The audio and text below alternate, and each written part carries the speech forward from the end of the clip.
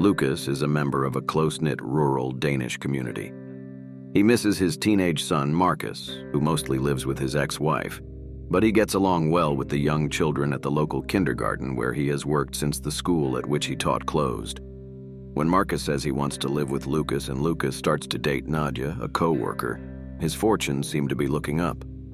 Klara, who is the daughter of Lucas's best friend Theo, as well as a pupil at Lucas's kindergarten, has a tendency to wander off on her own when her parents argue, and Lucas occasionally happens upon her when she is alone and helps her out. He accommodates her aversion to stepping on cracks and says she can walk his dog whenever she wants, and over time Klara develops a crush on Lucas. When she kisses him on the mouth and gives him a small gift, he gently rebuffs her and she becomes dejected. Using details from adult film shown to her by a friend of her older brother, Klara makes comments that lead Greta, the director of the kindergarten, to believe Lucas exposed himself to her.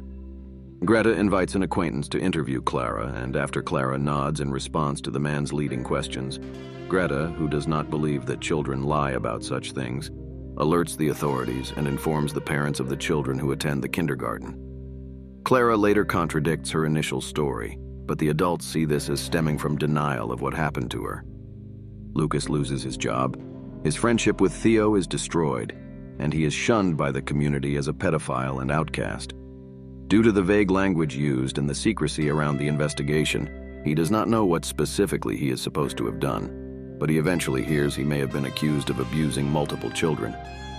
The strain of this revelation leads him to break up with Nadia when he thinks she doubts his innocence. Marcus runs away from his mother to be with Lucas.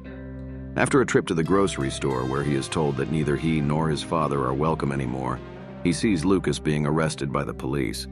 Locked out of the house, Marcus goes to ask Theo for a spare key and ends up fighting with several adults for confronting Klara and asking why she lied about his father.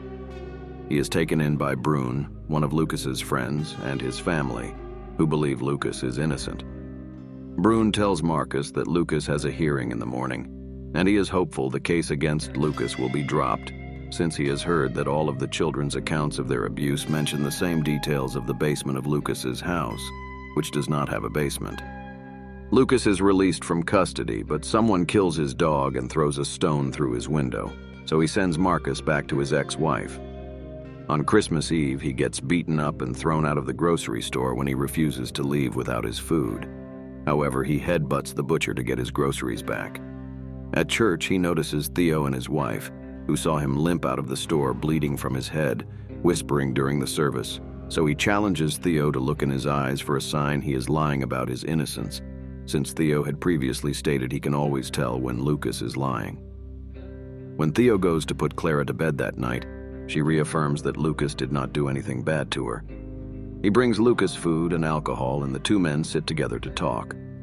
By the next fall, tensions in the community have lessened, and Lucas's friends greet him again as before.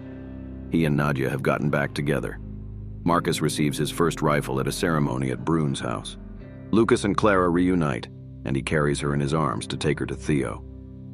After assembling, the adult men go hunting on the surrounding estate. When Lucas is by himself, a bullet whizzes past his head.